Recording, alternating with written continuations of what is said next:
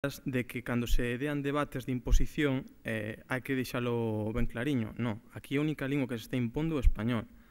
Cando se me diga, cando se nos demostre que nunha facultade, nunha aula se impón o galego, eu realmente prométome a poñer o cargo tamén a disposición da organización ou a deixar de falar sobre a lingua.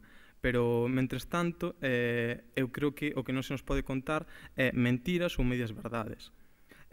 Logo tamén, do que vos quería falar era de como se pode solucionar este problema, visibilizar máis a lingua nas nosas universidades.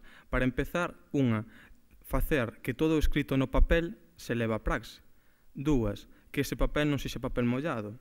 3, que esas áreas, eses servizos teñan poder coercitivo.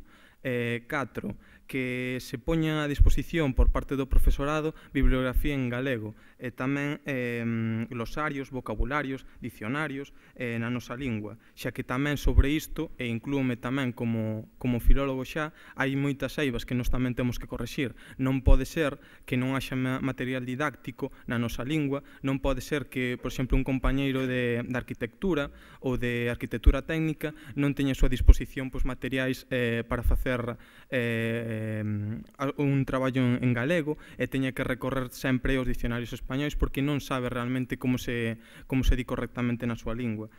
Isto tamén fala moi as claras de como se veu dando o ensino. Ademais, tamén se debe promover a edición de libros científicos en galego e tamén as traducións á nosa lingua dos materiais didácticos. Polo tanto, e como lle prometín ao Iago, como vos prometín a vos tamén que o que eu quería é debate, dixenlle que ia ser moi breve, cousa que el tamén me pediu, para que vexa que tamén lle fago caso, é que exixades todos os días e que vos tamén tedes que entender que tedes que ser factor de normalización, é dicir, nas propias aulas. Tedes que ter moi claro que, aínda que o profesor vos imparta materia en español, vos tedes todo o dereito do mundo ese exame a pedir unha copia en galego, a facer o exame en galego, a entregar os traballos en galego, porque que a lingua do profesor sexa o español non quere dicir que a vosa teña que ser o español. A vosa ten que ser, se vos o usades, é o galego. Entón, o que vos convido tamén é a que sexades factores de normalización, a que, como dicíamos os comités nunha campaña que fixemos de lingua, que é a vosa quenda, tiradelle da lingua, a que non vos deixe usar a vosa, e tamén iso, que na defensa do galego ningún pasa atrás.